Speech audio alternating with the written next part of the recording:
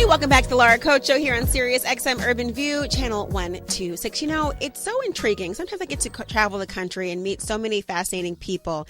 And every now and then someone will stop me and they'll have such a story that will just stop me in my tracks. And often I can't always share them with you because of the personal nature of what they expressed, or that perhaps I never get a chance to see that person again and it's a fleeting moment. But I was recently in Los Angeles and I came across a man who I had an instant connection with.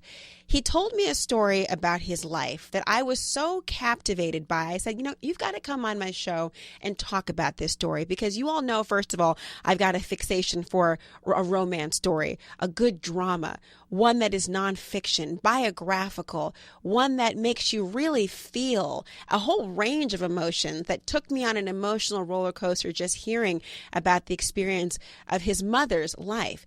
And I invited him to the show to share his story. And of course, because it's LA, I mean, it wasn't like I was the only person who ever heard the story because it's been featured. And also, he's executive producer and founder of G-Box Productions and of the film project called But Not For Me.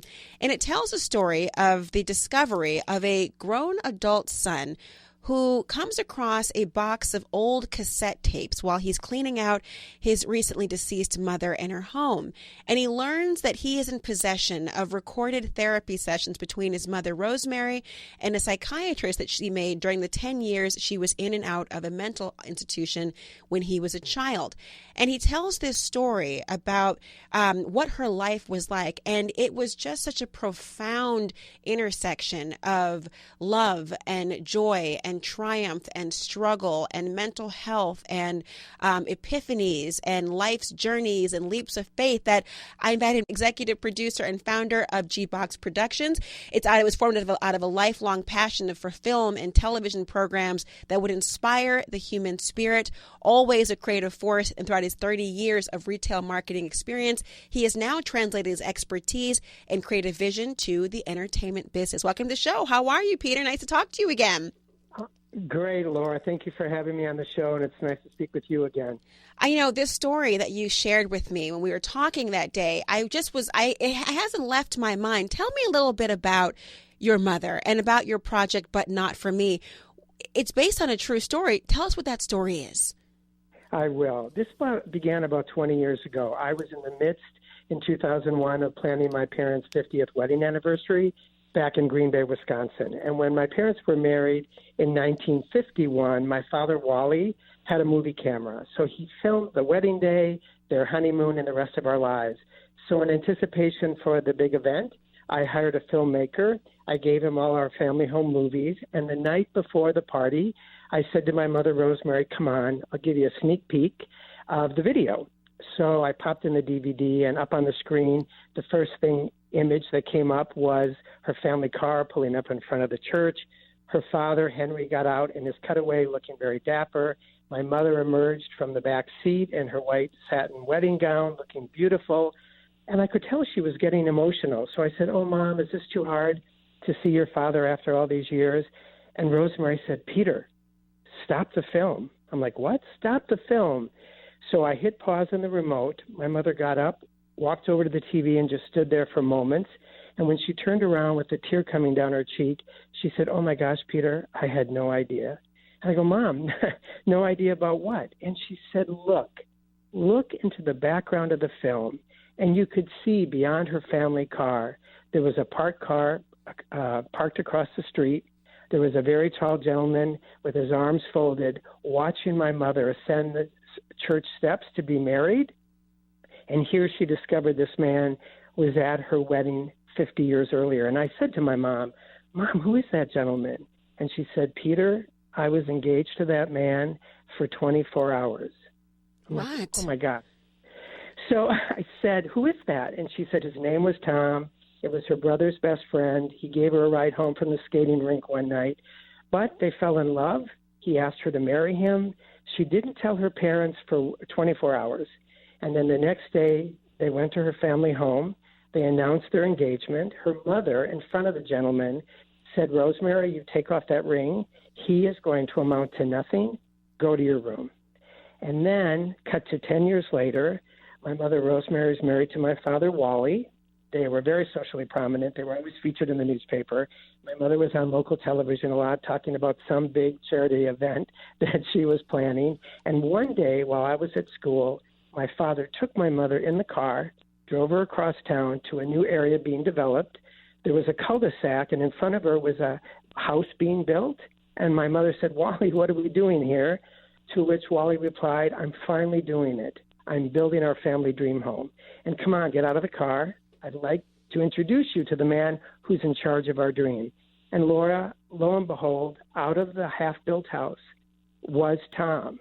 So my father, unknowingly, 10 years later, hired her former fiance to build our family dream home. Oh, my God. I mean, incredible. And then she confided to me on the eve of the 50th party that they began an affair during that period. Tom at that time was married and had 5 children. And my mother said to me that her brother found out about the affair. And when I came home one day from school, my father, who happened to have been the meekest and nicest man in Green Bay, was sitting in the kitchen. He was drinking, smoking, and he had his deer hunting rifle on his lap. So I knew immediately that something was terribly wrong. And he ordered me to go to my room, and a while later my mother returned home. He confronted her, and sadly she confessed to their affair. My dad declared, "We will never live in that house. I will never finish building it." And then, Laura, over the next couple of years, my mother became very depressed, began drinking, taking pills. This is in the late 60s. And one night after she served fondue for dinner, sadly, my mother went downstairs into the basement, took the can of Sterno, poured it over herself, and lit herself on fire. Oh, my God.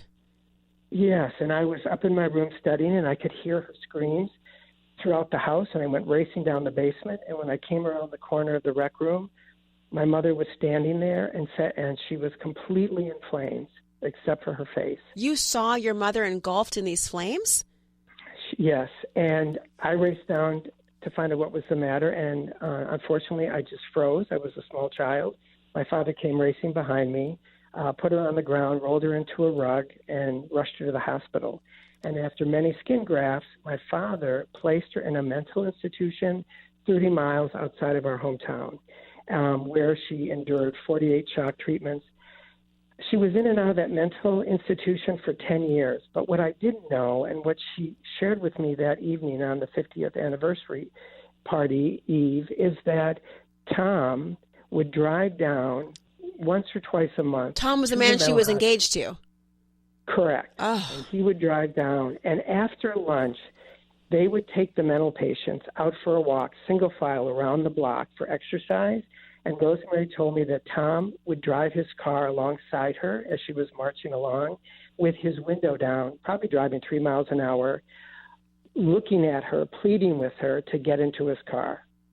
And I said to my mom, "Oh, my God, why didn't you get in the car?" And she said, "I just couldn't leave you." And I said, "Well, what happened?" She said, when the nurse wasn't looking one day, I snuck out of line, I went down to the car, and it stopped. And the first thing she told me, Laura, was all I wanted to do was grab that door handle. And he ordered her, get into this car. And my mother looked at him and said, "You know what? I got into your car once so many years ago."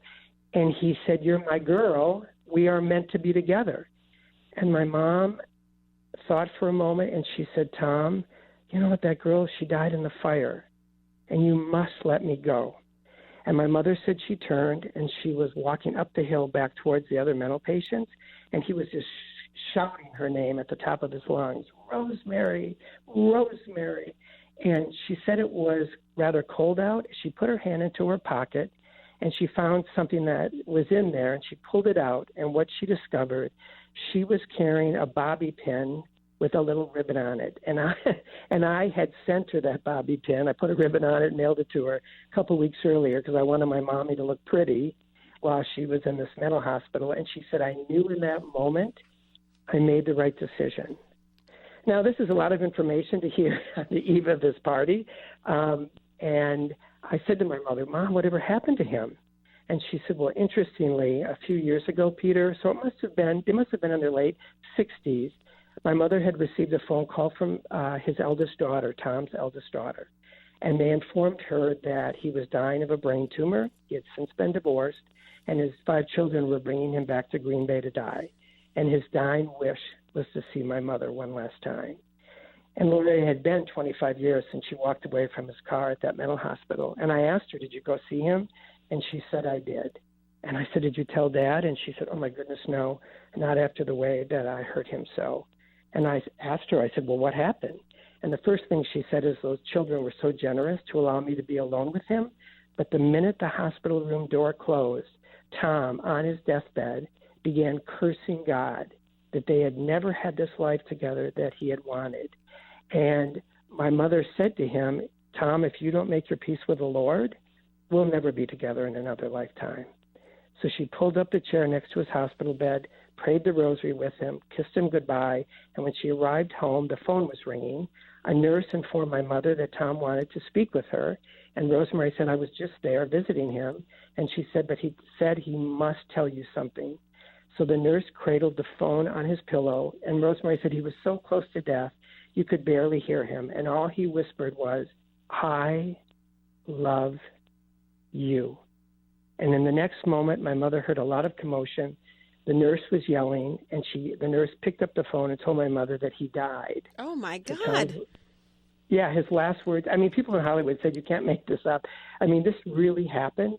And so my mother said, you know what? And I said, I don't know, Mom. What else are you going to be telling me? Because she was revealing so much that she had kept secret all those years.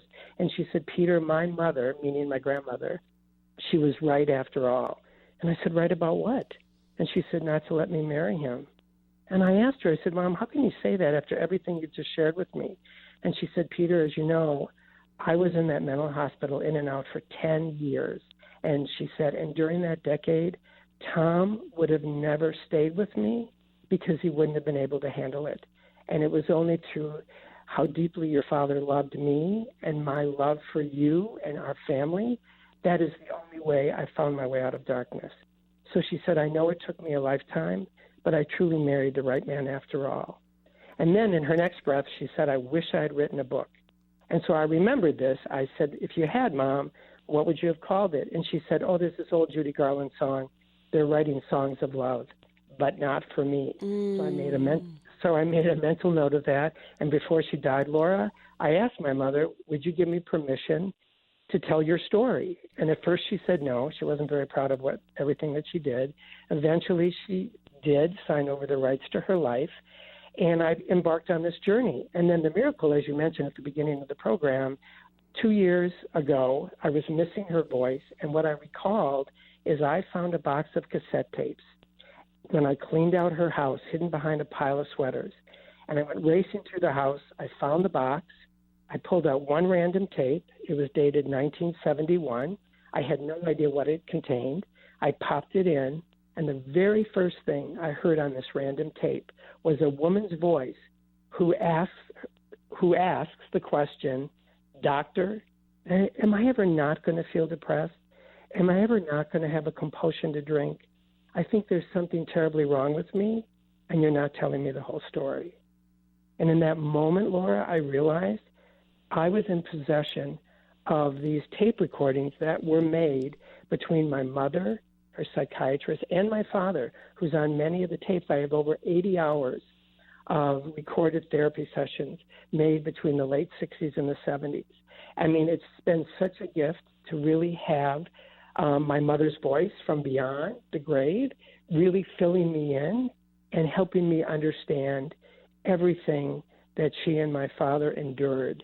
I mean, my mother's story is inspirational, because she faced the trials of alcoholism and depression during that course of a decade and was able to overcome, the harrowing consequences of those diseases, So I'm hoping and believe strongly that people that knew my mother or are learning of her story, they're going to find inspiration, and strength and hope, in her quiet courage, because it's a story about romantic love versus real love. It's about forgiveness. And also, most importantly, it's about fighting and finding your way out of darkness through love. So it's a true survivor story. And Peter, I mean, what will happen now? Will it be a film? Well, thank you for saying that. Her story is really getting out there, and I've been speaking with a select group of book publishers, several movie producers, and recently, 2 weeks ago, I just met with the top podcast company here in L.A. who is interested in doing a limited documentary series. At this point, I'm just kind of weighing all my options because I really want to determine the best way to tell my mother's incredible story. Well, I'm so glad to have been somebody that you chose to tell the story to. It's such a fascinating, when I heard it, I literally stood in place, did not move through the duration of it and thought, my God, this can't be real. It can't be real. This story and the way you tell it and the way that she lived. And you can only imagine that this is the tip of the iceberg, just discovering that old box of cassette tapes from the time of hey, do you want a sneak peek of your wedding day to this? What a whirlwind of emotion you must have been feeling, and now we've all been able to share with you. I certainly hope that it will become a film one day, and they'll be able to hear it as well in the podcast series and other things. I'm just so glad that you stopped me that day and shared this very personal story that really is truly surviving as a survivor story and so intimate, and it really resonated with so many people. Thank you. You're very welcome, Laura. Thank you again. I really spent my childhood trying to save my mother, and what I ultimately discovered is she's the one that saved me. So I'm looking forward for the rest of the world to hear more about her incredible journey and how she survived. Thank you for sharing the story of Rosemary. Peter Christman, you can follow them on Twitter, GBox Productions, GBoxProds, or go to gboxprods.com. You've been hearing from Peter Christman, executive producer and founder of GBox Productions, and producer of the upcoming film project, But Not For Me. So, Rosemary, this one's for you.